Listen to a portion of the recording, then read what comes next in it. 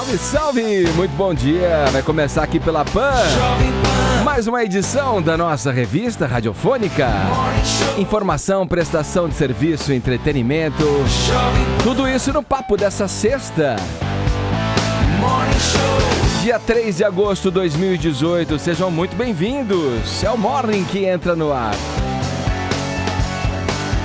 Amélia, que é vice de verdade, senadora Ana Amélia, do PP Gaúcho, fecha com o Tucanato e será vice na chapa encabeçada por Geraldo Alckmin na corrida ao Planalto. Se ela agrega, Joel Pinheiro da Fonseca responde pra gente daqui a pouquinho. Falado, Joel? Tá falado.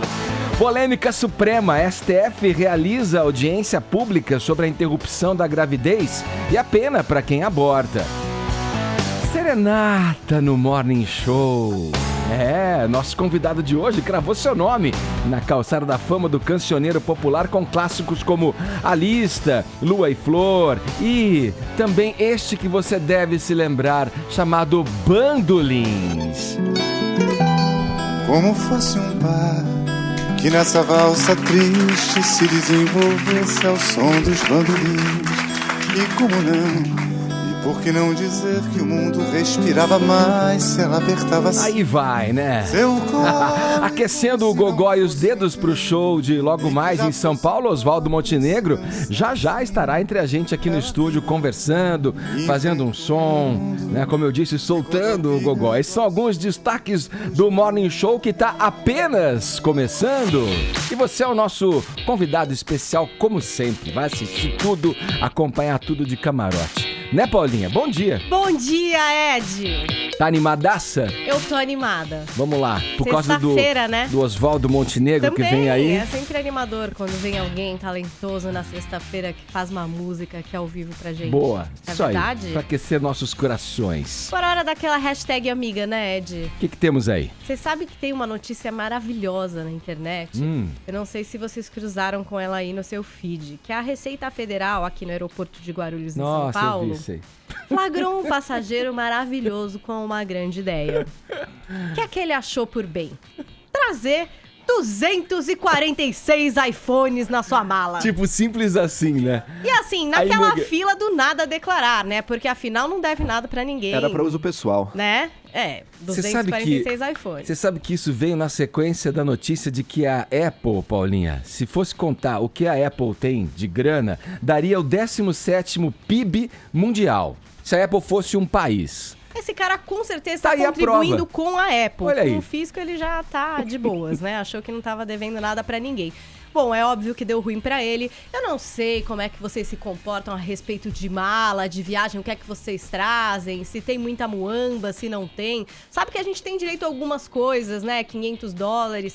Até um celular, se for de uso pessoal, né? Tem muita gente que dá aquele truque, leva o chip, compra o celular e volta usando. Isso. Celular usado. É meu, né? É pouco, né? Esses 500 aí de limite. Eu acho pouco. Você acha pouco, eu acho Ed? pouco. Você queria trazer mais coisa.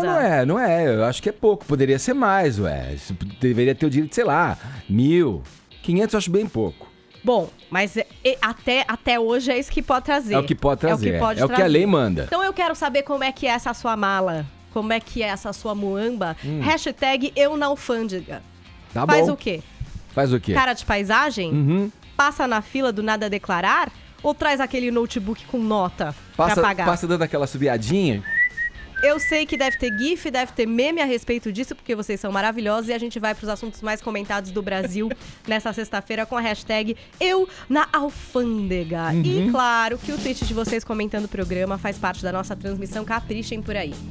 Olha, que dei na manchete também esse assunto polêmico que o STF, né, vai fazer a realização de uma audiência pública sobre a interrupção da gravidez. Eu vou dividir aqui pelo WhatsApp com os nossos ouvintes essa pergunta, essa enquete com o nosso espectador, na verdade, que nos assiste ao vivo e em cores aqui pelas nossas transmissões em streaming. Você é a favor ou contra a descriminalização do aborto? Justifique a sua resposta. Aguardamos sua mensagem em vídeo, tá certo? Mande vídeos pra gente pelo 11 931 17 1009 é o nosso número. E aí, dá a tua opinião, é um assunto polêmico, é um assunto que vem sendo discutido, é um assunto que é um tabu e causa aí, gera uma comoção geral, muitas pessoas defendem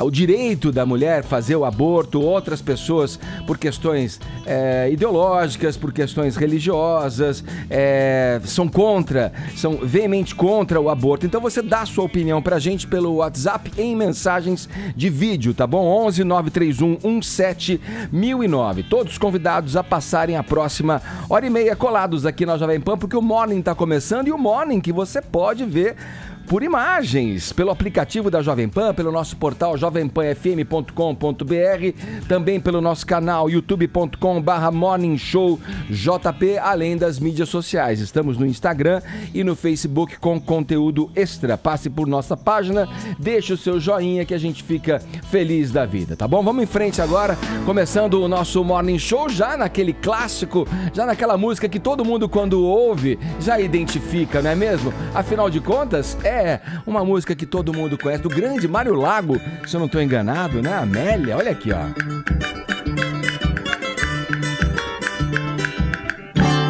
Eu nunca vi fazer tanta exigência, nem fazer o que você me faz. Você não sabe o que é consciência, não vê que eu sou um pobre rapaz. Aí, ó, é ela, Amélia. Isso aí, Ana Amélia é a vice, que é a vice de verdade. E brincadeiras à parte com a música, a senadora do PP aceitou integrar a chapa presidencial do PSDB, encabeçada pelo ex-governador paulista Geraldo Alckmin. Vamos direto a Brasília começar esse Morning Show ouvindo Zé Maria Trindade, que traz os detalhes desse acordo. Bom dia, Trindade. As avaliações foram boas, viu? Muito bom dia, Edgar, bom dia a todos. Olha, Edgar, foi uma saída boa para o candidato Geraldo Alckmin, que tem agora uma boa oportunidade de sair desse estado, né? Ele está patinando há muito tempo e sendo cobrado aí de reação, e agora ele tem a oportunidade boa para sair desta posição. Primeiro, porque tem debaixo do braço um grupo de partidos políticos que lhe dá uma garantia de tempo de rádio e TV muito grande, quase metade. Ele terá 5 minutos e 40 segundos de 12 minutos, ou seja, quase metade de todo o tempo de propaganda eleitoral, e os adversários ficariam todos exprimidos ali no restante, perto ali de 6 minutos do horário eleitoral. E agora a vice. Primeiro, Edgar, ele toma sim alguns votos do Bolsonaro, principalmente no Rio Grande do Sul. Desmonta uma coligação forte em apoio a Bolsonaro no Rio Grande do Sul e apresenta uma senadora que é combativa, que vem defendendo a ética na política e que tem força de trabalho, ou seja, tira o Geraldo Alckmin daquela lentidão que é a característica dele. Ou seja, esta escolha foi considerada aqui como um acerto, viu? Ô, Joel, e aí? O Alckmin já falou, né? Em entrevista ontem mesmo, na entrevista dele, que a Ana Amélia é a vice dos sonhos. E olha, acho que é mesmo, viu? É mesmo? Para a estratégia do Alckmin é tudo o que ele precisava. A gente já sabe que o Alckmin não é muito bom lá no Norte e Nordeste, né? E para esse primeiro turno, a estratégia dele é justamente essa, se consolidar onde ele é bom, onde ele tem potencial. E onde ele tem potencial? No Sudeste, no Sul, no Centro-Oeste. Ana Amélia é uma força no Rio Grande do Sul, é alguém que combate o PT, é alguém que move o Alckmin, portanto, nas direções que ele tem que ir. Para a direita, está disputando com o Bolsonaro, e para o Sul, que é onde o eleitorado potencial dele está. A gente viu, né, que ele talvez já esteja crescendo nas pesquisas, né? Essa confirmação da Ana Amélia como vice dele certamente vai ajudá-lo a seguir, quem sabe, nessa trajetória. Agora, o desafio continua sendo grande, porque tirar esses votos do Bolsonaro, o Bolsonaro é alguém cujo eleitor é muito convicto, então não é trivial tirar os votos dele, mas o que ele tem que fazer, ele está fazendo. Ô, Caio, a parte os elogios que a Ana Amélia já fez à vossa pessoa, quando esteve aqui na bancada do Morning Show, você concorda com o que o João está dizendo? É uma boa vice? A Ana Amélia vai integrar e vai agregar essa chapa com o Alckmin a contento? Eu concordo com o Joel e também concordo com a primeira afirmação do Zé Maria Trindade, porque a Ana Amélia, ela tem um discurso que rouba parte do eleitorado do Bolsonaro, porque acho que o centro das atenções do Bolsonaro é a figura combativa à corrupção. Ninguém mais, nenhum brasileiro tolera mais a corrupção, e o Bolsonaro ele fala de frente com essa questão. Só que a Ana Amélia também, ela teve aqui no começo desse ano, no Morning Show, e aqui conosco na bancada, eu mesmo perguntei, nós, representando o nosso programa, perguntei a ela como que ela via a questão antagônica de combater a corrupção e ser do Partido Progressista, que é o partido que tem o maior número de pessoas, de políticos enrolados na Lava Jato. Ela não só respondeu, na mesma resposta, na mesma pergunta, não só respondeu essa questão, como se vê dentro do PP, como também falou sobre o foro privilegiado e também sobre a questão do PT ser contra a prisão em segunda instância. Vamos ouvir o que ela disse naquela época. Já apresentei, estou colhendo as assinaturas de uma emenda constitucional, mesmo que agora o Congresso não possa apreciar emendas constitucionais em função da intervenção federal no Rio de Janeiro, pela Constituição impede tramitação de mudanças na Constituição. Já apresentei uma emenda constitucional para assegurar a prisão em julgamentos em segunda instância. Porque agora há vocês devem ter visto aí um jogo entre o governo Temer e o PT contra a prisão em segunda instância, contrários a isso. Não, eu sou a favor da prisão em segunda instância, como sou a favor do foro privilegiado, sou contra o foro privilegiado, acho que isso é a proteção que você dá à autoridade, né, nos poderes, e também essa questão do abuso da autoridade. Acho que essas medidas que nós estamos trabalhando, especialmente essa emenda constitucional, é para dar garantia disso. Nos casos, a instância partidária, ela tem, claro, eu sempre digo, como eu fiz a nota dura contra os meus, e aí depois me cobraram porque a maioria deles, ficou apenas todos eles os processos foram arquivados, porque não havia consistência na acusação feita a esses deputados do meu estado, do meu partido. Ficou apenas que é o deputado José Otávio Germano. Então, aí ele tem que responder. Agora, legalmente, há os dispositivos convencionais. Qual é a outra iniciativa que você vai fazer? Que o condenado tem que ser, que a sentença tem que ser executada? É o óbvio do óbvio, né? Então, os instrumentos legais, o dispositivo legal existe e tem que ser aplicado. Senadora. Está sendo aplicado para o... Tá aí a participação da Ana Amélia quando esteve com a gente aqui no Morning Show, falando, entre outras coisas, nesse assunto que o Caio destacou pra gente, Trindade. O Joel falou dessa estratégia, né, de consolidar o nome do Alckmin, que já é forte aqui no Sudeste, no Sul do país, ela que é uma candidata, né, do Sul, né, com um nome muito forte no Sul do país. Quais seriam os próximos passos, Trindade, nessa estratégia do Alckmin ganhar força aí no Centro-Oeste, Norte e Nordeste do país? Dá pra gente já prever alguma coisa nesse caminho a ser trilhado pelo PSDB e pela chapa formada agora com o PP? A estratégia de Geraldo Alckmin é dizer, olha, tudo bem que eu não sou o candidato do sonho de vocês, mas eu sou melhor opção do que esses que estão sendo colocados aí, Bolsonaro e Ciro.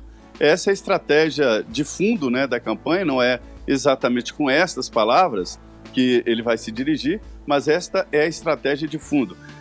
Edgar, o nome de Ana Amélia, ontem conversando aqui, eu fiquei assustado, porque ela foi tão bem aceita que eu fiquei me perguntando, mas se ela estuda, por que ela não é a candidata à presidência da República, né? São essas coisas da política. As negociações políticas estão acontecendo agora de maneira diferente. Antigamente se comprava, eu compro uma coligação e pronto, estava resolvido. Agora não, a negociação continua, toma lá da cá continua, mas através de cargos, através de troca de apoio entre um Estado e outro, e não mais aquela história de chegar com os milhões, a mala de milhões para comprar as coligações. Daí a dificuldade, isso tornou o debate político mais profundo. A estratégia de Geraldo Alckmin agora é usar a estrutura dos partidos políticos que o apoiam, principalmente no Nordeste, para, a partir dali, desencadear um processo eleitoral. Ele quer perder de pouco no Nordeste e isso já seria uma vitória. Valeu, Trindade. Obrigado pelas informações. Bom trabalho para você. Pois não, obrigado. Bom dia. Vamos lá, seguindo no tema eleições 2018, uma pesquisa do Ibope revelou que o presidenciável Jair Bolsonaro é o que tem maior número de eleitores convictos. Estamos falando aí daqueles que não vão mudar o voto em hipótese alguma, né, Caio? É exatamente isso. Uma pesquisa do CNI Ibope divulgada ontem, ela mostra o Bolsonaro com o maior número de convictos entre já os eleitores que vão nele mesmo. Ou seja, você tem 100% das pessoas que já vão votar no Bolsonaro, desses 100, 34% não votam em outra pessoa de forma alguma, não vão mudar de opinião. Seguido dele, você tem Geraldo Alckmin com 24%, Marina Silva com 22% também das pessoas que não migrariam para outro candidato. Bolsonaro, nessa mesma pesquisa, continua liderando entre os 4 principais, ele está com 17% das intenções de voto, seguido aí de Marina Silva, Ciro Gomes e Alckmin, aparecendo bem discretamente na 4ª posição entre os 4 principais, com apenas 6%. É mais uma pesquisa divulgada já na mesma semana que já teve ontem uma. A gente divulgou também aqui no Morning Show, a gente repercutiu os resultados da Data Poder, feito pelo site Poder 360. Agora, o Ciro Gomes, ele também tem uma liderança nessa pesquisa divulgada aí pela CNI-Ibope.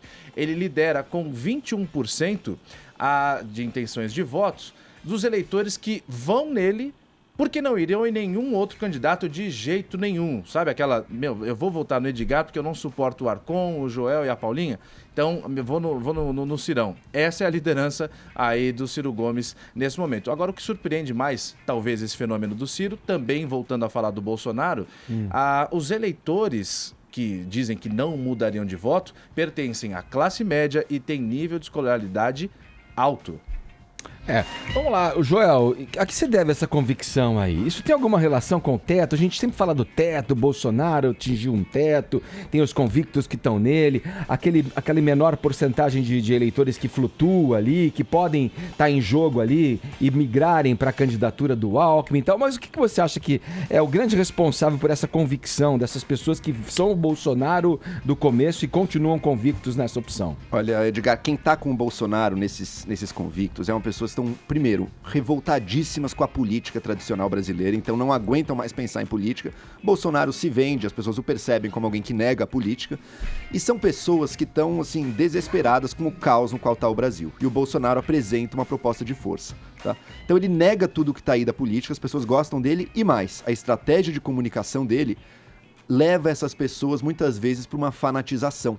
Então criam teorias conspiratórias de que toda a mídia, toda a política, a justiça estão todos conspirando contra eles e que qualquer alternativa que não seja o Bolsonaro já está do lado do inimigo. Eles têm até teorias conspiratórias globais para falar isso do globalismo. Então eles têm toda uma comunicação que ajuda a deixar esse eleitor cada vez mais convicto e certo de que ou é Bolsonaro ou os inimigos ganham, tá? Isso não é tão diferente da estratégia que a esquerda mais radical usa também. Sim. Então com o PT, com o Lula, ele tenta criar o mesmo tipo de estratégia, né? Ou você tá aqui com a gente, e mesmo o cara que é parecido comigo, ele não é parecido comigo, ele é o inimigo, e ele é alguém que está lutando pelos interesses que são contrários à população brasileira. Então é uma estratégia de fanatização, ela é uma bênção no sentido de que ela cria eleitores muito convictos, mas ela é uma maldição também, porque ao ser tão radical assim, você cria realmente um teto porque o grosso do eleitorado jamais vai ser super radical, né? Eles vão votar em alguém, tender a votar em alguém mais moderado. Então pode ser algo que limita um pouco o quanto o Bolsonaro pode crescer. A aposta dele é que esses eleitores bastante fanatizados serão o bastante para ele ganhar o primeiro turno. Agora, como a gente vê, ele é o que tem maior grau de eleitores convictos, mas são 34%. Dos eleitores do Bolsonaro, ou seja, mesmo dentro do Bolsonaro, a maioria está potencialmente aberta a mudar de voto se aparecer alguma coisa melhor. É muito curioso isso que você fala, porque é muito perceptível nos comentários, principalmente depois desse, digamos, tiro no pé da esquerda e do PT, né, e do Lula, que fica de dentro da cadeia lá em Curitiba, tentando reger ainda, né, o partido e ditando o que vai... Né? E conseguindo. Mas com relação a Marília Reis, por exemplo, você vê muitas pessoas dos quadros de esquerda, esse episódio do Humberto Costa sendo vaiado, chamado de golpista pelos próprios militantes do Partido dos Trabalhadores. Essa é uma estratégia que eles colocam muito como risco, né, por esta falta de união da esquerda, né, e com relação à candidatura oposta, no extremo oposto, que é do Bolsonaro, como você colocou. É muito perceptível isso em frente ao que vem acontecendo nos arranjos regionais do partido. Exato, né? E veja, o PT agora... Do PT, né? Exato, e o PT está dependendo agora de fortalecer essa crença quase fanática no Lula. Então, dizendo, olha, vamos bancar isso aqui. Tem muito militante, muito decepcionado, e eu diria com razão, com base nesses conchavos, negociações todas, mas o PT está bancando e já tem formadores de opinião dele lançando a ideia de que ou você fecha com a gente aqui, por mais dura que seja essa decisão, ou você é um traidor.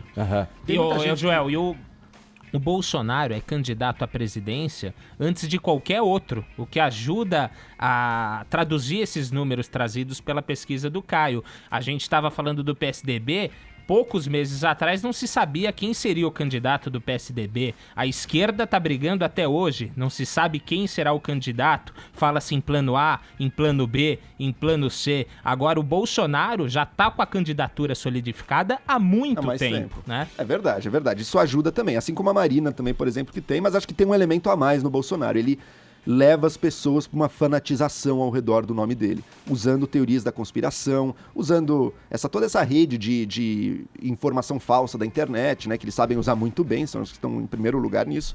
Então eles sabem criar realmente esse eleitor que está ali com eles, custe o que custar.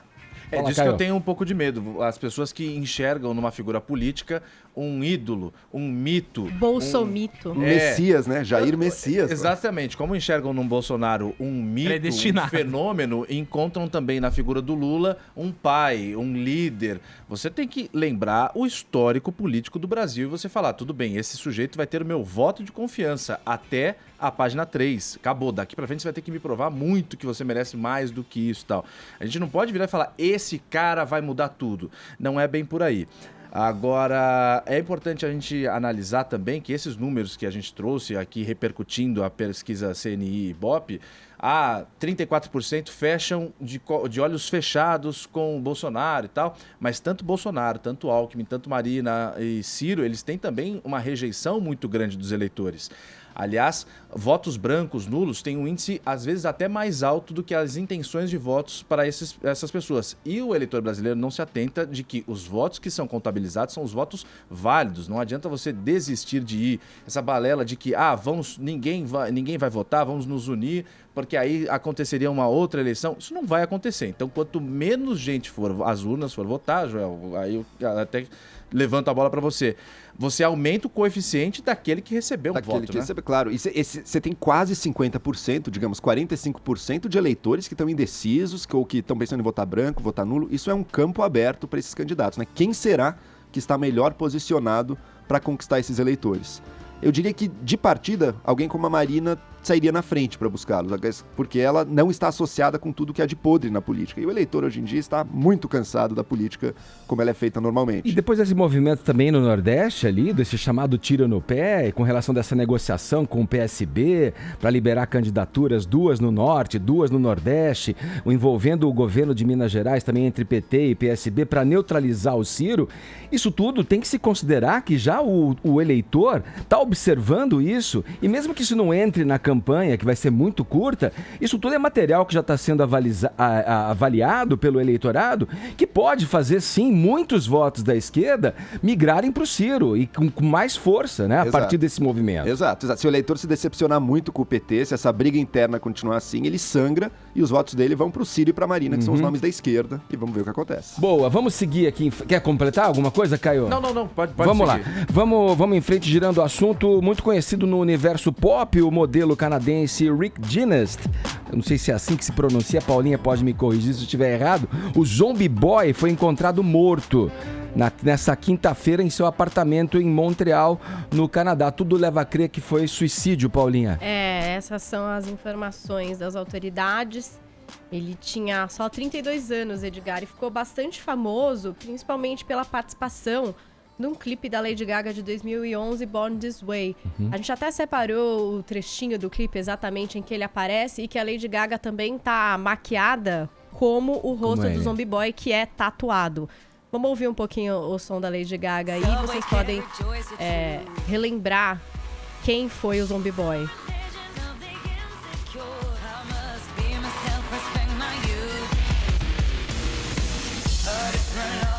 Essa música era sobre você se aceitar, né, do jeito que você era, e até a figura do Zombie Boy ficou muito ligada a isso, né? Você não julgar o livro pela capa, Edgar. Ele até participou de uma campanha de um cosmético, de Derma Blend, que ele aparecia todo maquiado, né? Então parecia que ele não tinha maquiagem nenhuma. E aí ele começava a tirar essa maquiagem, que é de alta cobertura, e mostrar que, na verdade, ele era um cara todinho tatuado. Participou de inúmeros desfiles de moda para marcas. Esse é o cara. Aí ele tá maquiado, né? Isso virou um viral mundial para essa marca de maquiagem. Porque realmente falava disso. Você julga as pessoas pela aparência, né? Então você vê um cara assim, não tem tatuagem nenhuma, o que é que você acha dele? Aí ele começa a tirar essa maquiagem, se mostra completamente tatuado, inclusive no rosto. Isso era uma das coisas que caracterizava muito, né? Essa personalidade do Zombie Boy. Que fez inúmeras campanhas para marcas super importantes do mundo da moda. Edgar veio até o Brasil participar de uma semana de moda, participou de matéria no Fantástico, inclusive. Então, era uma personalidade bastante conhecida e mais uma vítima aí do suicídio. A gente não sabe exatamente o que aconteceu, mesmo porque não chegava a ser uma personalidade acompanhada no Day by Day, tipo uma Demi Lovato, assim, que a gente fica vendo o que acontece com a vida dela. Mas a Lady Gaga comentou o falecimento do amigo. Ela disse: o suicídio do amigo Rick James, do Zombie Boy, é mais do que devastador. Nós temos que trabalhar mais duro para mudar a cultura e trazer a saúde mental à tona e apagar o estigma de que não podemos falar a respeito. Se você está sofrendo, ligue para um amigo ou para a família hoje. Nós temos que salvar uns aos outros. E aí ela seguiu com alguns tweets nesse sentido, do tipo, se você está sofrendo, busque ajuda. Se você tem um amigo que está sofrendo, vai lá falar com ele. E essas foram as mensagens da Lady Gaga associadas aí ao falecimento do Zombie Boy. O que me chama a atenção é a Lady Gaga fazer uma música Born This Way, tipo, passando a mensagem igual a da campanha aí de maquiagem e tal, se aceite como você é, e a figura protagonista é um sujeito que não se aceita como é, tanto que ele tatuou o corpo inteiro pra cobrir o que ele é realmente, com piercing, tatuagem. Mas isso faz parte da personalidade dele, Caio. Ah, gente, aí mas o cara peraí, não tá se ninguém aceitando. não é uma verdade absoluta isso. As pessoas não necessariamente fazem tatuagens porque não se aceitam sem tatuagem. Eu também tenho tatuagem no meu braço. Então. Agora o cara tampou a cara dele. É o extreme, É o digamos. estilo dele, é o estilo dele. É isso isso. que falava, inclusive, a música da Lady Deus. Gaga. Ela tinha prótese na cara nesse trailer. Tipo assim, seja o que você quiser, seja o que você acha que você tem que O ser. que ele quer ser entendeu? é isso, certo? Exatamente. E talvez, bom, a decisão do suicídio aí, já que se for constatado mesmo e confirmado isso daí, vem em decorrência também do que ele resultou como ser humano. Ele tava mostrando essa tatuagem, tava vendo os vídeos dele, até pra conhecer melhor, ele tem várias tatuagens de morte. 139 E de morte, é uma coisa A meio... morte tá muito presente, o rosto dele É uma coisa meio caveira, né? mórbida, é uma Caveira e caveira. músculo. Ele fala, ó, aqui a morte no céu, aqui a morte na terra, a morte, a morte, a morte.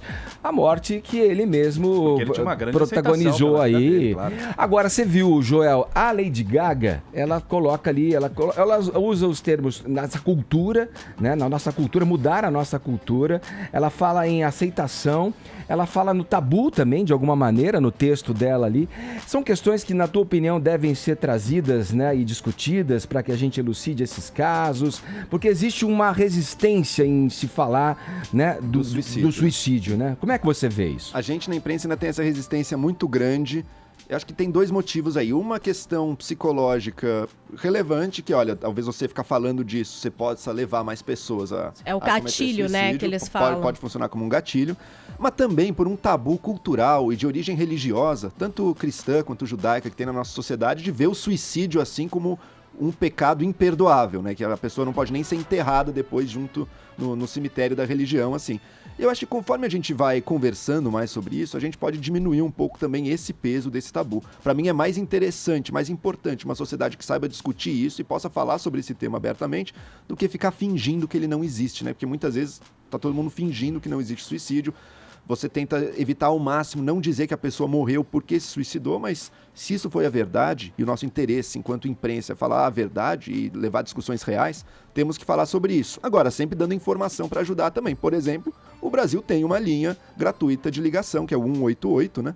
Para todo mundo que está passando por dificuldade, está pensando em suicídio, para uma linha de apoio. Então é sempre relevante dar esse tipo de informação também. E primordialmente tá atento ao que acontece ao redor, com as pessoas que você ama, com as pessoas da sua família, com os seus amigos, né? Como a própria Lady Gaga também coloca no comunicado dela, você tá atento e sensível a isso, você conversa com a pessoa. Hoje o mundo tá muito individualista, as pessoas estão enfiadas em seus dispositivos móveis. Mostrando sua vida perfeita ali, né? Mas por Muito pouco trás... se sabe do outro. Quer dizer, as relações mudaram. Então essa atenção, nesses casos, tem que ser redobradas mesmo. No âmbito familiar, inclusive. muitas vezes os pais não conversam, os irmãos não conversam, porque esse mundo está todo individualizado. E eu acho que tem uma questão que aí ninguém se abre, ninguém coloca as suas fragilidades, e aí acaba que numa situação extrema como essa. E a gente tem medo de falar, né? Às vezes a gente vê que uma pessoa pode estar aí... Que uma conversa, um acolhimento, tudo poderia resolver e dar um desfecho diferente, né? E não esse trágico no limite, né? No extremo do suicídio. É exatamente sobre isso que eu tô falando. Só que o tempo às vezes é curto, eu dou uma linha, aí a impressão que fica é, o Caio é louco, o que ele tá falando? Eu não quis desqualificar o cara, não quis desqualificar. Eu só acho que a gente fica num campo muito raso e distante do que o Joel colocou. Essas discussões têm que ser feitas de forma clara, de forma aberta. Porque a depressão, a gente acha que é o cara que fica trancado no quarto dele chorando o dia inteiro. Muitas vezes o cara que tá do seu lado, inclusive num bar à noite, numa sexta-feira, esse cara tá com depressão e você não percebe. Aí ele tá num baita num momento legal, ele tá rindo. Quando ele chegar na casa dele, ele fala, cara, que dificuldade, a vida é uma mentira e não sei o quê. E aí é por isso que eu desqualifico campanha publicitária, que eu acho que é um dos maiores inimigos da sociedade. Desqualifico esses clipes com letras, olha, eu nasci assim, eu sou assim. O cara tá totalmente coberto de tatuagem. É óbvio que esse cara não se aceitava, ou só eu que sou louco e enxergo isso. Você tratar o tema assim, olha, você é legal, não sei o quê, isso pode ter até agravado o problema de um cara de depressão. Se ele se matou, parte do pressuposto, da premissa, é que ele não tinha uma condição psicológica muito legal.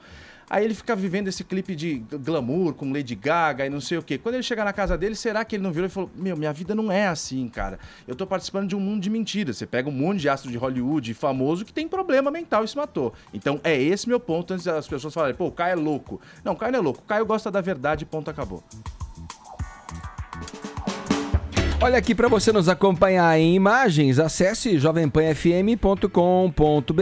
Pode assinar nosso canal no YouTube também, que é o youtube.com/morningshowjp. Já passamos aí de 200 mil inscritos, mas ainda tá faltando você, tá certo? Na volta do intervalo, a gente segue aqui no Morning Show com um papo e música no estúdio com o artista, com o cantor e compositor, diretor Osvaldo Montenegro. Não saia daí, agora 10h30, horário de Brasília.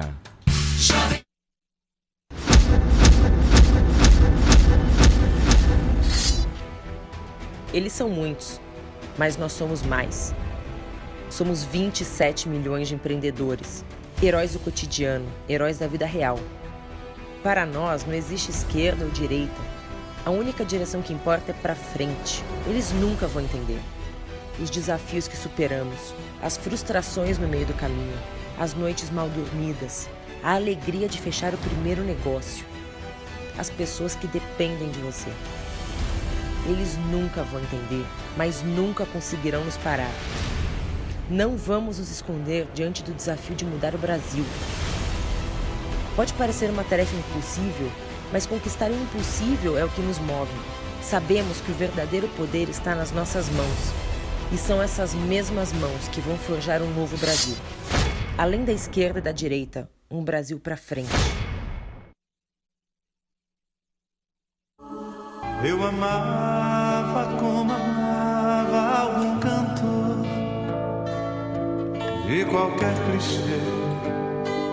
Tá aí, meu caro espectador do Morning Show, você que amava como amava uma boa serenata, abra aí a sua janela, a janela do seu coração, porque o amor, o afeto, a amizade pedem passagem. O cantor, compositor e diretor Osvaldo Montenegro se apresenta amanhã aqui em São Paulo, no Tom Brasil, às 10 horas da noite. E o esquenta desse espetáculo acontece exatamente agora aqui no Morning Show, um espetáculo que, né, vai até um lugar específico do passado sem abrir mão do presente. Legal ter você aqui com a gente, Osvaldo. Obrigado pela tua presença, viu? Prazer. Muito bom a gente poder falar da tua música e ouvir você cantando aqui, tocando pra gente. Prazer. Qual que é a relação, pra gente começar, Osvaldo? Como é que você relaciona a sua memória afetiva com a serenata? Com essa questão da serenata? Dá pra você contar pra gente como é que isso entrou na tua vida? E é um estilo muito próprio esse, muito definido, né? Eu fui parar em São João del Rei, porque meus pais... Meu pai foi transferido para lá, meu pai era militar, minha mãe é professora. São João del Rei, Minas Gerais, cidade histórica, Minas Gerais. Meu pai é histórico. Sim. Teu pai é de São João? É de São João. Ah, é? E eu tinha uns 7 anos, aí a primeira vez que me levaram para acompanhar uma serenata deles, eu fiquei louco. fiquei completamente alucinado. Eles saíam pela cidade, aquelas ruelas, aqueles becos, paravam na frente de uma casa, a pessoa abria a janela, depois abria a porta, servia pão de queijo, café e carinho, né? Muito bom. E eu comecei a ficar meio apadrinhado pelos boêmios daquela cidade, que são meus ídolos até hoje. Tinha o Francesco Caputo, que era um italiano que fugiu da guerra e cantava umas canções. O Mendes, que me ensinou o primeiro acorde no violão. Chico Bagunça, que era um cara que fazia serenata com um contrabaixo grandão, daqueles Maria Gorda. Então eu descobri depois que ele me levava para eu ajudar a carregar o contrabaixo. E ele fazia cada dia a serenata numa casinha, uma do lado da outra, que eles diziam que eram noivas dele. Depois eu descobri, muitos anos depois, que eu fazia a serenata num puteiro com o Chico Bagunça. Chico Bagunça. Com o Chico Bagunça. E aquilo me deixou completamente louco, né? Depois, essa foi a primeira memória de música da minha vida. E aí eu entrava nas igrejas, e aquela música barroca mineira, eu achava que missa era para ouvir aquela música. Meus pais não são religiosos, eu também não, então eu entrava lá e achava que era para aquilo. Fiquei louco com aquele negócio.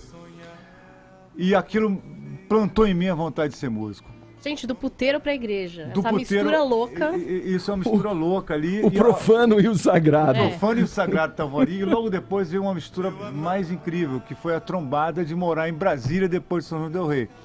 Brasília é o oposto, é o avesso de São João. Então São João é o passado, Brasília apontava para o futuro. Voltou pro aí tinha... Algumas coisas são semelhantes. Oficial, né? E aí... Cheguei lá, aquela cidade parecia um autorama, São João, o afeto estava o tempo todo, Brasília tinha aquela solidão mortal. E aí, lá em Brasília, eu fui influenciado pelo rock and roll, pela música nordestina e por tudo que guiou a minha vida. Aí um dia, cara, agora, eu tô chegando no porquê o nome do show é Serenata, esse show novo. Que eu falei, porra, tem uma diferença grande entre o que a gente gosta e o que a gente é. Eu sempre gostei do blues, sempre gostei do rock and roll, e sempre fui muito fora da casinha nesses lugares. Aí um dia eu descobri por quê, que o que você gosta não é o que você é. Toda vez que eu fazia um rock, bicho, eu era um puta de um seresteiro barroco, renascentista. Era, dava errado. Então, eu falei, não, esse ano eu vou assumir essa origem, essa verdade, né? Eu não sou o que eu gosto, eu sou o que eu sou. E eu sou um seresteiro.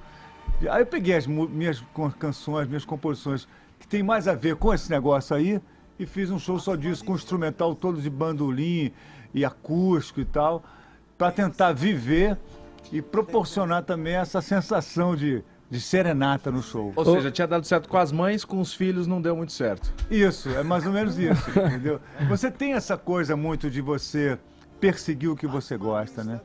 Então eu adorava, por exemplo, Ray Charles, mas, porra, não sou negão, não nasci no Mississippi. Aí você fala, pô, tem alguma coisa aqui que tá errado, né? Às vezes funciona, quando eu faço muita trilha para balé, para cinema, aí funciona. Sim. Porque aí você fala do que você não é como você seria se fosse. Sim.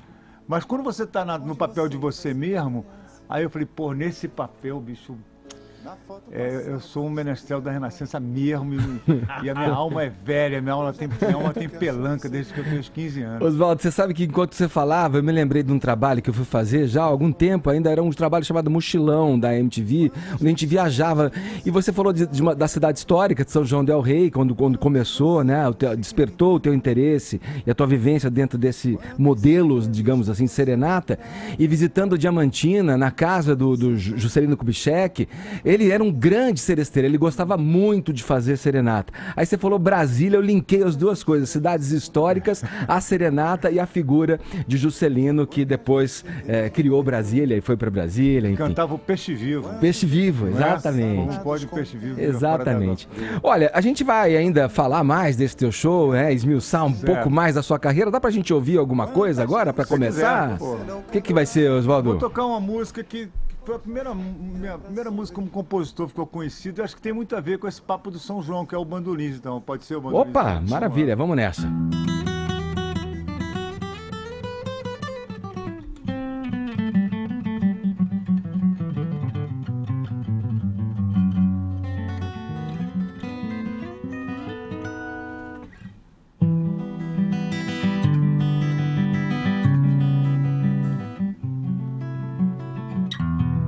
Como fosse um par e nessa valsa triste se desenvolvesse ao som dos bandolins. E como não, e por que não dizer que o mundo respirava mais se ela apertava assim seu colo, e como se não fosse um tempo em que já fosse impróprio se dançar assim. Ela teimou e enfrentou o mundo, se rodopiando ao som dos bandolins.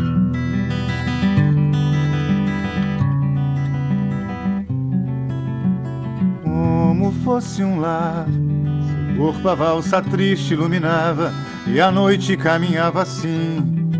E como um par, o vento e a madrugada iluminavam a fada do meu botequim, valsando como valsa uma criança que entra na roda, a noite tá no fim.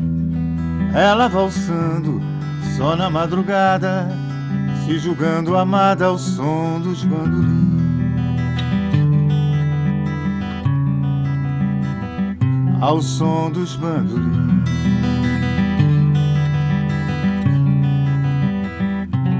Ao som dos bandolins. Uou! Aqui é a nossa claque. A claque funciona. A claque funciona. Oswaldo, a gente tem um outro integrante aqui na nossa bancada que tá em férias, o Vinícius Moura, que tá falando assim: fala pra ele que eu sou da escola de teatro Oswaldo Montenegro, fiz Vale Encantado. Não vou falar nada, o cara tá de férias, velho. Vai descansar, velho. Não vou falar. Em 90 eu vim aqui e montei várias peças musicais aqui, e meu irmão deu continuidade fazendo a Oficina dos Menestréis. Eu vou até aproveitar a oportunidade para dizer que ele faz um trabalho lindíssimo, social, com cadeirantes, monta peça com deficientes visuais, deficientes auditivos, com pessoas com síndrome de Down e com autista. Meu irmão, Detão Montenegro, faz um trabalho lindíssimo, e ele montou várias vezes lá com essa turma o Vale Encantado, que é um filme que nós acabamos de realizar e estamos estudando como lançar no que vem esse filme aí, o Vale Encantado. Boa! A gente sempre fala aqui sobre esses ritmos que ganharam os holofotes agora, por exemplo. A gente já teve o axé, Sim. Agora a gente tem o funk, o sertanejo. Queria saber o que é que você acha disso, e você falou dessa sua busca pela sua identidade real, que agora você assumiu nesse show de vez. Sim. Você acha que o artista brasileiro tem um pouco de dificuldade de encontrar a sua identidade? Acho que, em geral, o artista tem muita dificuldade de encontrar a sua identidade, porque o artista ele quer agradar.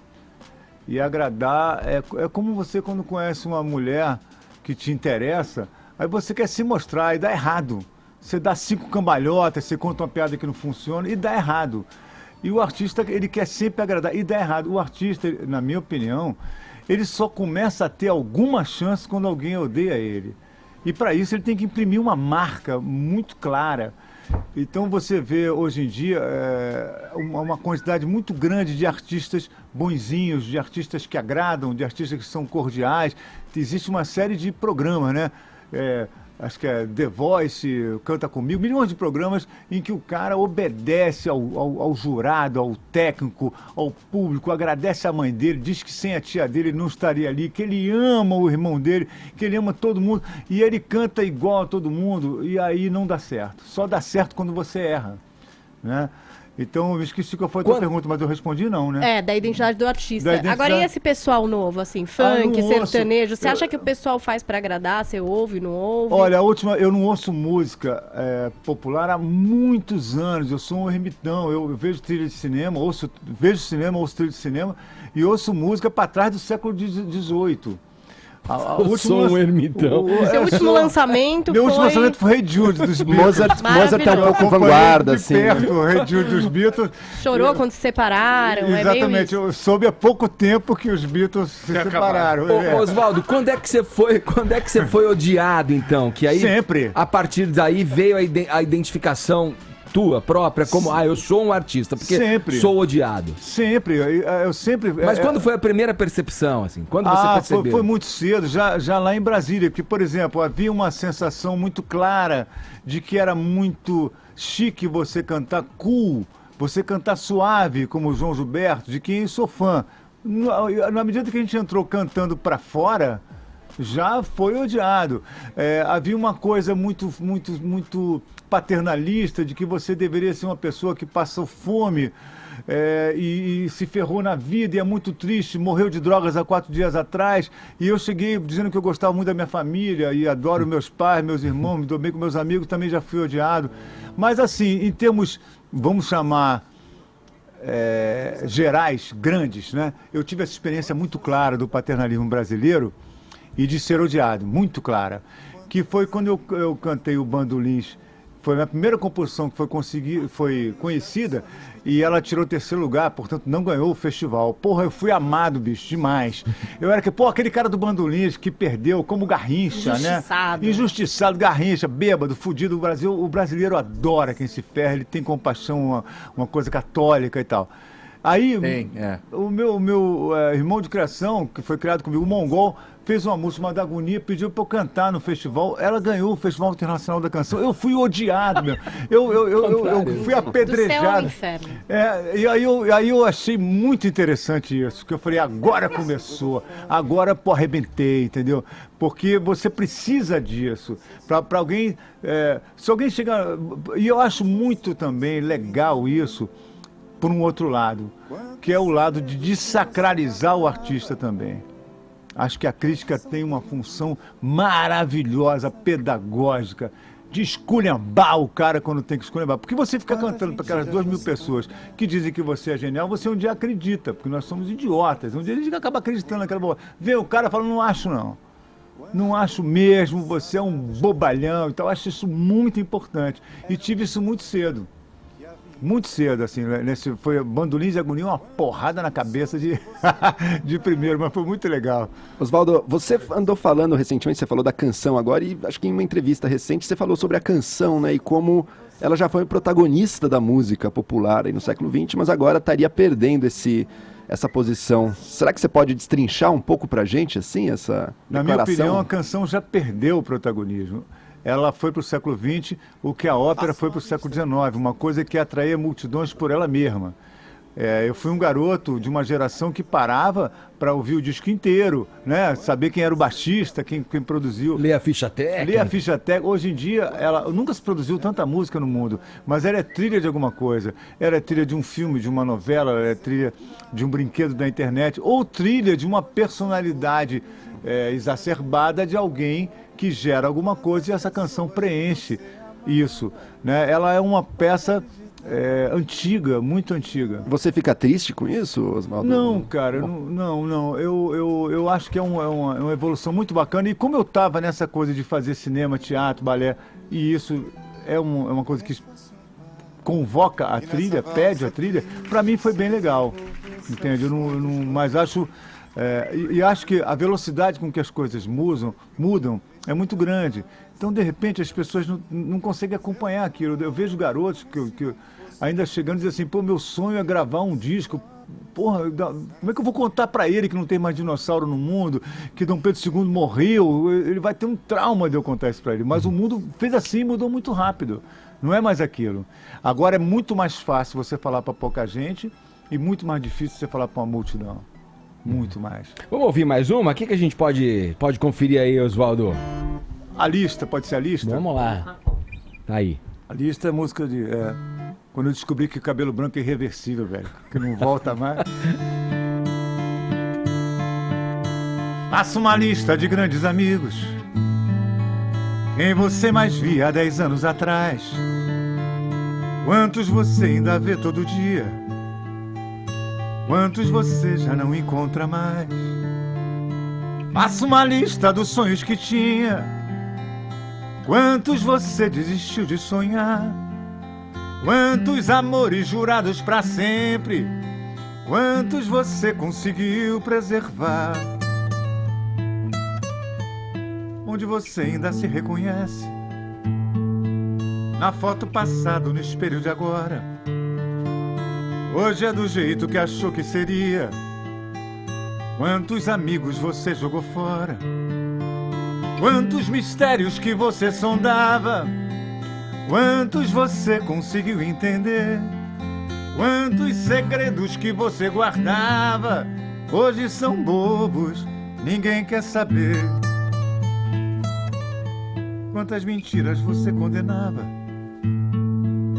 quantas você teve que cometer, quantos defeitos sanados com o tempo eram o melhor que havia em você, quantas canções que você não cantava hoje assovia pra sobreviver, quantas pessoas que você amava hoje acredita que amam você. Essa música realmente Não, é um tapa na impressionante. cara daqueles que têm 20 anos e falam, não, eu sei de tudo. Ô, Oswaldo, você falou já se declarou, já se assumiu um saudosista, um tradicionalista aí, um cara do século, sei lá que século pra trás aí. Você acha que isso se deve também a você ter surgido numa geração, você é de 1956, se eu não tô enganado, é isso? Sim. Agora, você viveu muito intensamente os anos 70, a era dos festivais, da época que a música era arrancada a unha mesmo e coração, né? Você acha que isso se deve também a esse modelo de mercado que existia, a época que você se reconheceu como artista? Acho que sim, eu vivi uma época muito fascinante, uma época muito rica, mas eu atribuo essa minha sensação do barroco mesmo a São João del Rei, a música da igreja de São João del Rei. Aquilo foi muito, muito forte. O que eu ouvi depois, claro que é importante para mim, mas aquilo me formou. Então aquilo me jogou para dentro. Eu preciso da ideia do mistério, da ideia do... Eu me sinto sempre como uma pessoa que está andando de rua em rua, com um violão nas costas de noite. Então eu não me adapto muito com o dia, eu não sou uma pessoa muito contemporânea. E aí eu acabo sempre caindo nessa coisa meio barroca, sabe? Mas atribuo muito a São João. E desses momentos que você viveu, Oswaldo, também passou pela ditadura, né? Sim. E agora que a gente teve várias manifestações, onde as causas se misturavam nas ruas e algumas pessoas pedindo pela volta da ditadura militar, o que é que você pensa disso? Bom, pedir a volta da ditadura, eu penso que é um absurdo inclassificável. As pessoas não sabem o que foi uma ditadura, não sabem o que é uma ditadura. É uma bobagem, é uma sensação infantil de que numa ditadura as coisas teriam a sua solução mais rápida, né? É uma tendência infantilóide que as pessoas têm de querer soluções abruptas, porque elas não têm paciência, e porque a democracia não é perfeita mesmo, e não é para ser. Ela é o máximo que ela pode, mas existir essa limitação de poder é o mínimo. Existir um Congresso é o mínimo. Tirar o presidente de 4 em 4 anos, caso ele faça uma loucura, é o mínimo. Então, eu não me defini politicamente esse ano, não sei para onde vou, mas eu tenho certeza absoluta que, essa parte que quer uma ditadura, eu não quero. Uhum. E as pessoas não... eu tinha 17 anos, escrevi uma peça chamada Jesus Cristo, o Rei do Cangaço, e fui chamado lá, eu não tinha noção de nada, eu tinha 17 anos, fui chamado na censura, onde um cara me disse assim... Olha, você dê graças a Deus do seu pai ser militar, senão a gente ia te jogar no oceano, num avião, porque você está querendo destruir a igreja. Eu falei, mas como? Não quero destruir nada, que isso? Eu tomei um susto. Isso com uma não digo uma criança, mas com um jovem de 17 anos. É a limitação do princípio mais fundamental do ser humano, que é a liberdade. Eu não entendo alguém ainda discutir isso. Sinceramente, não entendo. O resto eu entendo, discutir tudo. Oswaldo, a gente vê alguns de seus pares aí se envolvendo mais diretamente em campanhas, em políticas, para esse nome ou para aquele nome, tudo. O que você acha disso? E se você já incorreu também nessa decisão de apoiar um determinado candidato ou uma determinada ideologia, assim? Como é que você vê os que se abrem para isso e escancaram para um determinado segmento da política brasileira? Eu acho que o artista tem absoluto direito de participar, de se pronunciar e absoluto direito de não participar. Eu vejo a polarização do Brasil atualmente muito perigosa, porque vejo pessoas do bem, brigando entre si. Uhum. E quando... isso é Maquiavel, dividir para conquistar. Quando você divide as pessoas do bem, você abre espaço para os corruptos continuarem a roubar. O problema do Brasil é muito mais ético do que político, muito mais ético do que econômico. esse é um país privilegiado, um país que não tem terremoto, que não tem maremoto, tem se plantando, tudo dá. É só se parar 2 dias de roubar, vamos combinar, 2 dias todo mundo sem roubar, a gente recupera todo o nosso prejuízo financeiro. Então, em relação a isso, eu tenho esta posição, primeiro de que o artista tem direito de participar ou não, são os mesmos direitos. Segundo, que lamento ver pessoas de bem brigando com pessoas de bem enquanto corruptos estão roubando. E a minha posição pessoal, aí sim, é que eu tenho pouca informação para falar de algumas coisas. Acho que as ideologias exacerbadas vão ficar no passado. Acho que essa coisa de esquerda e direita são palavras desgastadas, antigas. E agora temos que ter uma análise talvez até mais técnica. E essa análise mais técnica eu não sou informado o suficiente para saber. Quem acha que é informado o suficiente para saber deve se pronunciar, não estou criticando não. Mas eu particularmente não tenho informação para dar um depoimento. Então eu falo de uma coisa geral, não quero a ditadura. Tá certo. Vamos com um pedacinho mais de alguma, Oswaldo, pra gente fechar esse bloco aqui. A gente continua com o Oswaldo Montenegro na sequência e daqui a pouco vamos dar o serviço aí do show que ele apresenta logo mais em São Paulo, no Tom Brasil. Qual vai ser, Oswaldo? Qualquer uma, vai... Sem mandamentos? Sem mandamentos. Falou daí, saiu daqui. Serenata é assim, velho.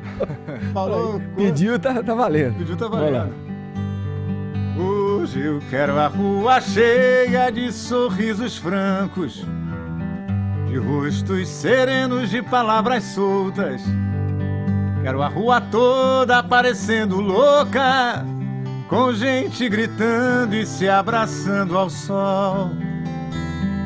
Hoje eu quero ver a bola da criança livre, quero ver os sonhos todos nas janelas, quero ver vocês andando por aí.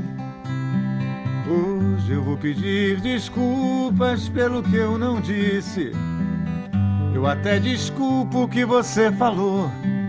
Quero ver meu coração no seu sorriso e no olho da tarde, a primeira luz. Hoje eu quero que os boêmios gritem bem mais alto, quero um carnaval no engarrafamento e que 10.000 estrelas vão riscando o céu, buscando a sua casa no amanhecer. Hoje eu vou fazer barulho pela madrugada, rasgar a noite escura como um lampião. Vou fazer seresta na sua calçada, eu vou fazer misérias com seu coração. Hoje eu quero que os poetas dancem pela rua, pra escrever a música sem pretensão. Quero que as buzinas toquem flauta doce, que triunfe a força da imaginação.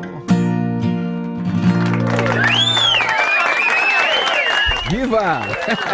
Oswaldo Montenegro com a gente já segue nesse papo agora, 11 horas 1 minuto, horário de Brasília. Jovem Pan Morning Show. Jovem Pan Morning Show. Jovem Pan Morning Show. Como fosse um par. Hoje recebendo aqui no Morning Show Oswaldo Montenegro, desfilando alguns dos clássicos da sua carreira, do século passado, como ele gosta de dizer. Séculos passados, do século passado são mesmo, né? Exato. Oswaldo, Sérgio Antunes, do que se trata isso? A gente falou há pouco da década de 70, tá, mas nos anos 80 você virou um anônimo aí, como Sérgio Antunes. O que rolou aí? Bom, primeiro eu tomei uma decisão de passar um tempo nômade com a intenção de montar espetáculos em cada lugar que eu ia no Brasil. A música sempre me ofereceu muito conforto, a música é uma mãe para mim. E esse conforto, em alguns momentos, ficou muito primo do tédio, assim. Sim. Aí eu larguei tudo, fui primeiro para Brasília, montamos Veja Você Brasília, onde começamos a trabalhar com a Cássia Eller, a Zélia Duncan, o Sebastião, que é aquele que fazia C&A, uma trupe bacana, Madalena Salles, Zé Alexandre, uma turma. e depois Belo Horizonte, e fui rodando, fiquei nômade um tempo. E no meio desse nomadismo, teve um dia que eu pensei assim, cara, já não é mais tão novo eu ir de cidade em cidade, já estava muito parecida aquela sensação. E aí eu cortei o cabelo, tirei a barba e me tornei Sérgio Antunes, um sociólogo que foi estudar o comportamento dos jovens do Espírito Santo. Fui muito bem recebido lá, ninguém me reconheceu. E eu queria fazer esse teste, quer dizer, quem é que a gente é quando a gente está desvinculado das pessoas que a gente ama e pode aprontar o que quiser? Será que a gente é legal porque não quer decepcionar quem gosta da gente? Será que eu me jogaria pela janela, que eu tomaria todas as drogas, que eu gritaria no meio do bar? O que eu faria? Fiquei um tempo lá e foi um teste muito bom, porque eu descobri que eu sou igualzinho a mim. Eu já ia mandar, mas o que você fez? Nada. Tomou todas as drogas? Não fiz fez sexo livre? Nada. Eu fiquei... Sendo você. Sendo eu mesmo. Sendo outra pessoa. A minha cara. Ao mesmo tempo. Até que eu vi que estava feito o teste, que a partir dali seria quase que antiético eu continuar lá, porque eu estava mentindo, né? E aí vim-me embora e voltei. Mas você não chegou a revelar isso pro pessoal? Gente, eu tô Nunca indo embora revelei. hoje, eu queria dizer que eu não sou eu. Gente com saudade do Sérgio Antunes até hoje, então, né? Onde é que foi parar aquele garoto? Eu falei, pô, cadê aquele cara? Sumiu e tal. Uma vez eu conversando com uma namorada que eu tive nessa época, lá em Vitória, eu falei, eu vou embora. Ela falou, então, mas por quê? Eu falei, ó, se eu te contar, você vai achar que é uma piada. Ela falou, não, fala. Eu falei, eu não sou quem você está pensando. Ela riu, eu falei, viu, você achou que é uma piada. Aí eu nunca contei pra ninguém. Porque se alguém nos está ouvindo e contando pro outro, vai dizer, olha, o Sérgio Antunes é o Oswaldo, mas sou eu mesmo. Foi bacana. Cara, que experiência, hein? Uma experiência interessante. Que história louca. Vamos uma palhinha? Você não- Posso pedir mais uma palhinha? Pode pedir, vamos embora. O que vai ser? Velhos amigos, pode ser? Vamos lá. Velhos amigos vão sempre se encontrar, seja onde for, seja em qualquer lugar.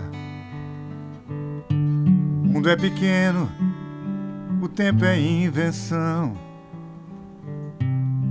O amor desfaz na tua mão. Nada passou, nada ficará. Nada se perde, nada vai se achar. Põe nosso nome na planta do jardim. Vive em você e você dorme em mim. E quando eu olho o imenso azul do mar, ouço teu riso e penso, onde é que está a nossa planta? O vento não desfez. É nunca mais, mas é mais uma vez. Ô, Oswaldo, vou te falar, se eu tocasse violão assim, eu acho que ia me dar tão bem com as garotas, cara. Ontem eu tava com uma modelo linda, acho que até o coração dela ia me dar bem. Isso porque ele falou que o pai dele deu um tacamine, mas ele não aguentou. Não, Ele não, teve que eu toco. então o Mas eu violão. toco bem. Tocar é uma coisa, tocar bem é outra. Mas eu já vi gente te chamando de o Dom Juan brasileiro. Essa fama de sedutor te incomoda ou não? Não, não incomoda nada, mas é completamente inverossímil. Por quê? Porque eu primeiro que eu tive relações muito longas, sempre namorei sempre muito tempo. E segundo que quando não foi assim, que nas épocas de gandaia, era uma gandaia muito louca. Eu venho de uma geração que veio da gandaia mesmo. E todos nós estávamos na gandaia. Era uma trupe na gandaia, entendeu? Agora, aconteceu por exemplo, quando você namora uma pessoa que é muito conhecida, dá essa impressão, né, que você... Conquistador. É um conquistador, mas na verdade você acaba namorando também pessoas conhecidas que são do teu meio, do teu trabalho. Sim. Né? Mas eu nunca nem pensei nisso. Boa. Olha aqui, Oswaldo Montenegro no show Serenata, agora sábado no Tom Brasil em São Paulo. Você que vai estar de passagem por São Paulo, esse show roda ainda, faz turnê pelo Brasil, você tem ainda datas pelo Brasil, mas toca nesse sábado aqui em São Paulo às 10 horas da noite no Tom Brasil. Oswaldo, obrigado, viu? Foi um bom prazer, Edgar. Muito bom ter você aqui com a gente, contando histórias e fazendo um som. O Sérgio Antunes deixou o cabelo e a barba crescerem e tá aqui em São Paulo, né? Talvez seja isso. Valeu, Oswaldo. Brigadão aí. Obrigado, Mais sorte pra você ainda na tua carreira aí, já consolidada e brilhante. Valeu. Oswaldo Montenegro com a gente aqui no Morning Show. A gente segue aqui, né, para um breve intervalo, mas retornamos já. 11 horas 13 minutos, horário é de Brasília.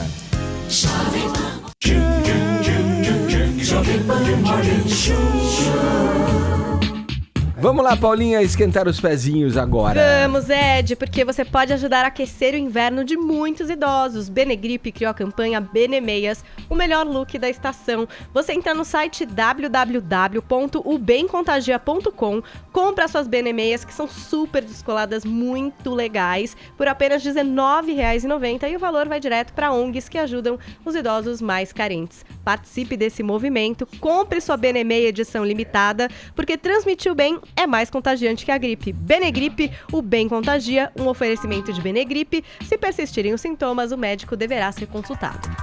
Seguindo aqui, como é que tá a nossa hashtag aí? Eu na alfândega, isso motivado pelo cara lá que tentou entrar no Brasil com quantos? 250 iPhones? 246 assim, iPhones? Digamos que bem mais do que pode, que é só um. É brincadeira. Muito com os amigos, né? Caramba, Precisa de um chip Ele pra cada tem muitos namorado. amigos, na verdade, né? Ele trouxe um pra cada um Vocês da têm que família. seguir meu exemplo de filósofo intelectual. Eu trago apenas livros. Livro é liberado. Livro é liberado, mas não pode trazer o mesmo, Não né? tem Vocês sabem imposto, disso. né? Não tem imposto. Não pode repetir o Nenhum mesmo. Muitos imposto. produtos iguais, dá problema na alfândega. Fica a dica pra acho vocês. que Parece um descaminho. Caracteriza tipo contrabando, sei lá. Comercialização de bens. Agora, ó, vamos pros nossos ouvintes. O Zé Mauro, hashtag eu na alfândega.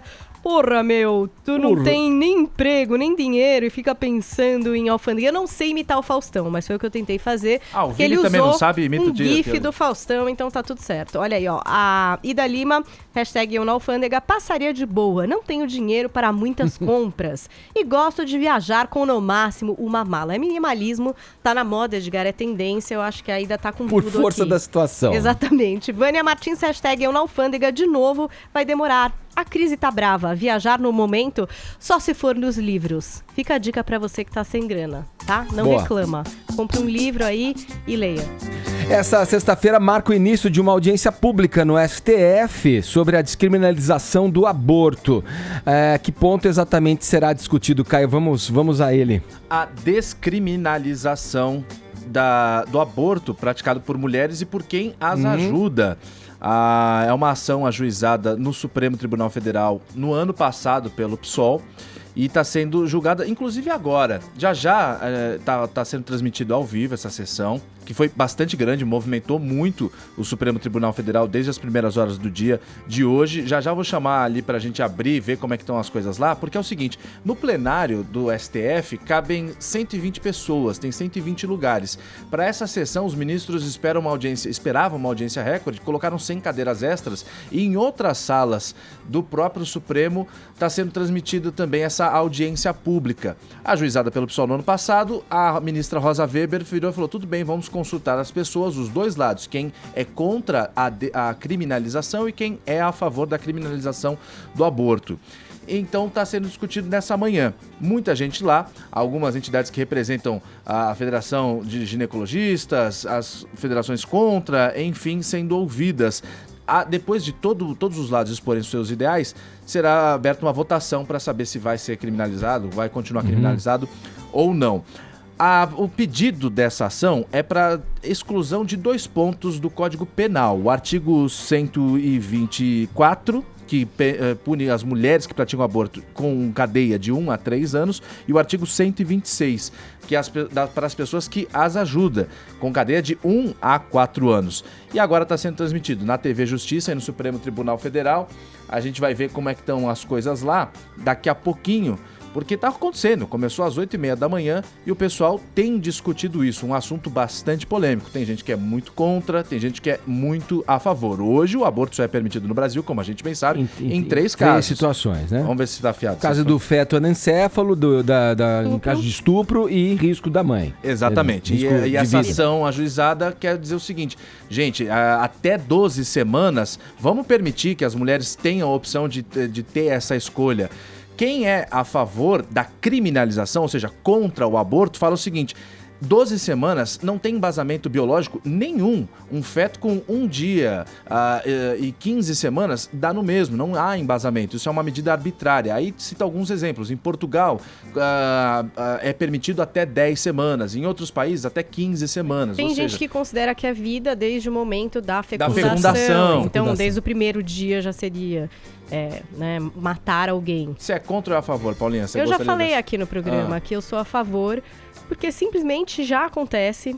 Eu já contei também aqui no programa que eu já tive que acompanhar uma amiga que foi fazer um aborto. Foi um dos piores dias da minha vida e acho que da vida dela também. Aborto não é brincadeira, nenhuma mulher quer fazer aborto, não é fácil fazer um aborto. Tem consequências físicas, psicológicas. E eu acho que descriminalizar, as pessoas acham que descriminalizando as pessoas vão usar isso de método anticoncepcional. Eu discordo um pouco disso. Eu acho que a informação e você tratar disso abertamente vai esclarecer as pessoas de que isso realmente não é a melhor saída. Que ninguém quer passar por um aborto. Entendeu? E se você pode falar disso abertamente, eu acredito até que possa diminuir o número de abortos. Para as pessoas conscientizarem que realmente não é um método anticoncepcional, porque não é, e não é uma saída legal, de boas, viável. Paulinha, entendeu? Outro dia eu estava lendo uma reportagem que entraram num grupo de WhatsApp de mulheres que dão apoio aí a mulheres que estão tentando fazer aborto. E tem cada história, tem uma lá que, e isso é uma coisa recorrente, hein? Que a mulher fez um aborto, foi em casa, né, sem nenhuma segurança, teve complicações, foi pro hospital e no hospital a médica denuncia e ela já fica algemada ali, sabe? É de uma crueldade isso, né? Uma coisa assim, monstruosa até, né? E, Joel, eu já acompanhei também casos de outras mulheres, fora esse que eu fui e foi chocante pra mim, mas de outras mulheres que realmente recorrem a remédios que são vendidos na ilegalidade, não conseguem concretizar o aborto e acabam na rede pública exatamente nessa situação, né? Tendo que mentir ali do que tá acontecendo com elas. Então, assim, gente... Abre os olhos, isso já está acontecendo. Vamos tratar as coisas com realidade. Paulinha. E a pessoa pode ser contra o aborto, mas é para prender a mulher depois? Essa é a questão, né? Se não é para prender a mulher, então vamos descriminalizar, né? E eu já falei também aqui, eu percebi na minha vida, eu tenho 2 filhos. Quando eu fiquei grávida, desde o primeiro dia, eu pensei, eu sou incapaz. Eu não conseguiria, mas, gente, sou eu. Melhor das circunstâncias, queria um filho, tava com meu marido, tentamos, conseguimos...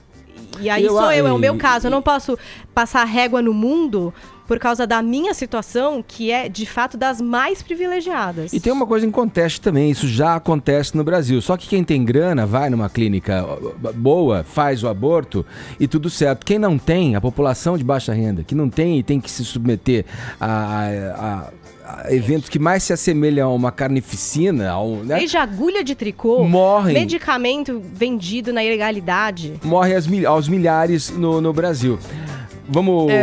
Dá pra gente ouvir um pouquinho do que tá acontecendo lá no Supremo Tribunal Federal, porque essa audiência pública tá rolando justamente agora.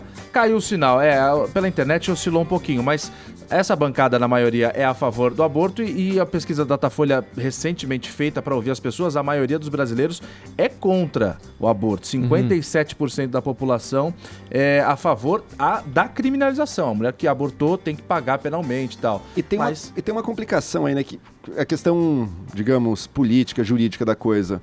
É estranho que o STF esteja determinando isso, né?